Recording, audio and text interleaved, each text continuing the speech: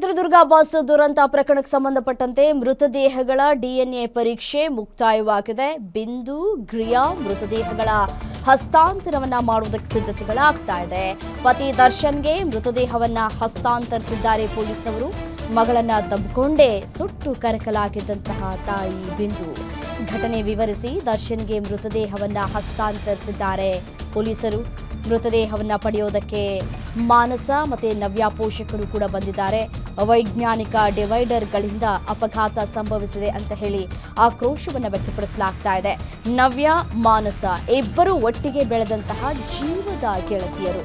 ಒಟ್ಟಿಗೆ ಇಬ್ಬರ ಶವ ಸಂಸ್ಕಾರಕ್ಕೆ ಪೋಷಕರು ನಿರ್ಧಾರವನ್ನ ಕೈಗೊಂಡಿದ್ದಾರೆ. ನಿಜಕ್ಕೂ ಎಂಥವರಿಗೂ ಕೂಡ ಮನ ಕಲಕುವಂತಹ ಘಟನೆ ಇದು. ಮಗಳನ್ನ ತಬ್ಬಿಕೊಂಡು ಇಬ್ರು ಸಜೀವವಾಗಿ ದಹನವಾಗಿದ್ದು ಆ ಒಂದು ದೃಶ್ಯವನ್ನ ನಿಜಕ್ಕೂ ನಾವು ಇಮ್ಯಾಜಿನ್ ಕೂಡ ಮಾಡ್ಕೊಳ್ಳೋದಕ್ಕೆ ಸಾಧ್ಯ ಆಗೋದಿಲ್ಲ.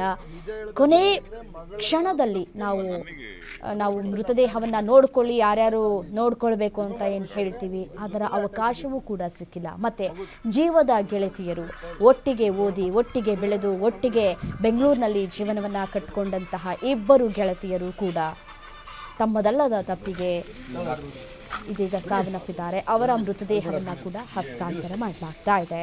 ಕುಟುಂಬಸ್ಥರ ಕಣ್ಣೀರು ಗಮನಿಸ್ತಾ ಇದ್ದೀರಿ.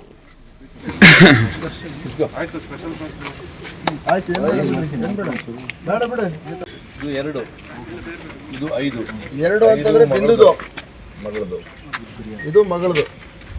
ಆಕ್ಚುಲಿ ನಿಜ ಹೇಳ್ಬೇಕಂತಂದ್ರೆ ಮಗಳನ್ನ ತಪ್ಪಿಕೊಂಡು ಅದನ್ನ ಬಿಡಿಸಿ ನಾವು ಟ್ಯಾಲಿ ಮಾಡಿದಾಗ ಅರ್ಥ ಆಯ್ತಾ. ಅಲ್ಲಿ ನಾವು ರಿಮೂವ್ ಮಾಡ್ಬೇಕಾದ್ರೆ ಇದ್ರ ಜೊತೆಲೇ ಅಟ್ಯಾಚ್ ಇದ್ದಿತ್ತು ಮಗು. ಇಲ್ಲಿ ತೋಳಪ್ಪ ಫೋಟೋ ತಗೊಂಡ್ರೆ ನಮ್ಮದು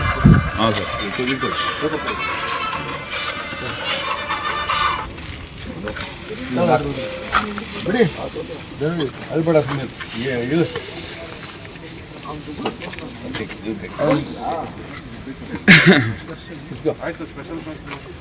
ಆಯ್ತು ಏನ್ ಬೇಡ ಬೇಡ ಬಿಡು, ಹಿಂಗೆ ತಗೊಳತಿರಲ್ಲ ಹಿಂಗೆ.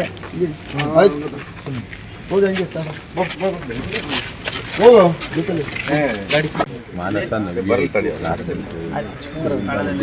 ಅನ್ನ ತಿಂದು ಒಂದೇ ಆಗಬಾರ್ದಾಯ್ತು.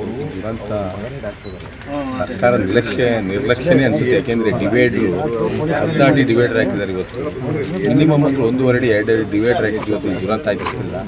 ಮತ್ತು ಆ ಮಕ್ಕಳಿಗೆ ಅದು ಡಿವೈಡ್ರಿಗೆ ಕಾಣೋದು ಮರ ಗಿಡಗಳನ್ನು ಬೆಳೆಸಿಲ್ಲ. ಡಿವೈಡ್ ಆ ಕಡೆ ಈ ಕಡೆಗೆ ಕಾಣೋದು ನೈಟಲ್ಲಿ ಗೊತ್ತಾಗಲ್ಲ. ಅದು ಬಂದು ಅವ್ನು ಹೊಡೆದಿದ್ದಾನೆ ಅಂದರೆ ಡಿವೈಡ್ರು ಹೊತ್ತು ಬಂದು ಹೊಡೆದಿದ್ದಾನೆ ಆ ಡಿವೈಡ್ರನ್ನ. ಆ ಮಕ್ಕಳಿಗೆ ಕನಸು ಏನು ಇಟ್ಕೊಂಡಿತ್ತು.